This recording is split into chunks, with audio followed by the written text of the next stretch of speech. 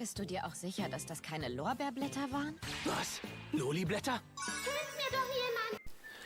Loli-Charaktere. Wir alle kennen sie und haben sie zuhäufst in Anime, Manga und Games kennengelernt. Aber was ist eigentlich eine Loli und warum assoziiert man damit oft eher Negatives?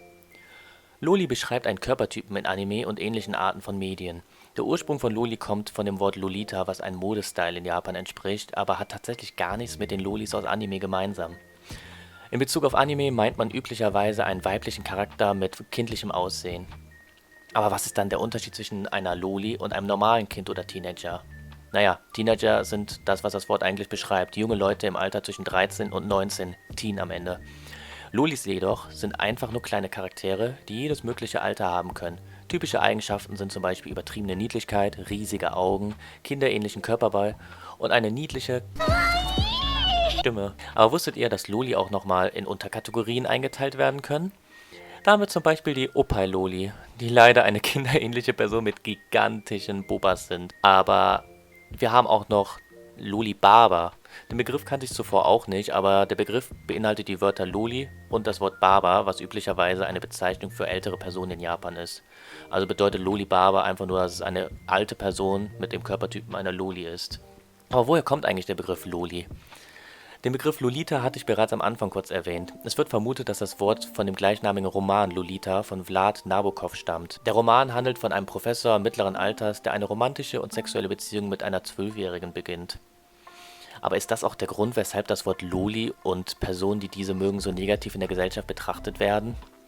Nun ja, Leute, die sich nicht wirklich mit dem Thema auseinandergesetzt haben, kennen wahrscheinlich nicht die exakte Definition und wissen nicht wirklich, worüber sie reden.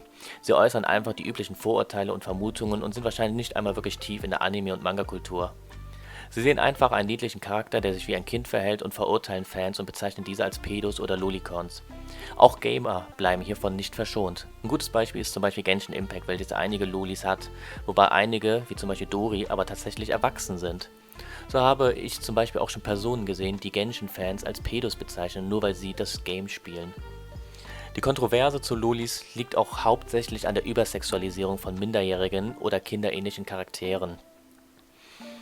Ich habe das Wort Lolicon auch schon einige Male jetzt erwähnt, aber was bedeutet das Wort eigentlich? Lolicon bedeutet, dass eine Person sich zu Lolis hingezogen fühlt. Einfach und simpel. Aber der Begriff Lolicon bezeichnet auch ein Genre, welches typischerweise Beziehungen zwischen Erwachsenen und Lolis bezeichnet. Üblicherweise in Hentais zu finden. Aber bedenkt bitte auch, Lolis sind nicht immer Kinder. Das wird leider oft falsch im Internet verbreitet, aber solange du den Unterschied zwischen Fiktion und Realität trennen kannst, sollte es auch keine Probleme geben. So, das Video habe ich bereits auf Englisch auf diesem Kanal gebracht. Wahrscheinlich habt ihr es auch schon gesehen, aber ich wurde gefragt, ob ich das auch nochmal auf Deutsch rausbringen kann und ja, hier ist es.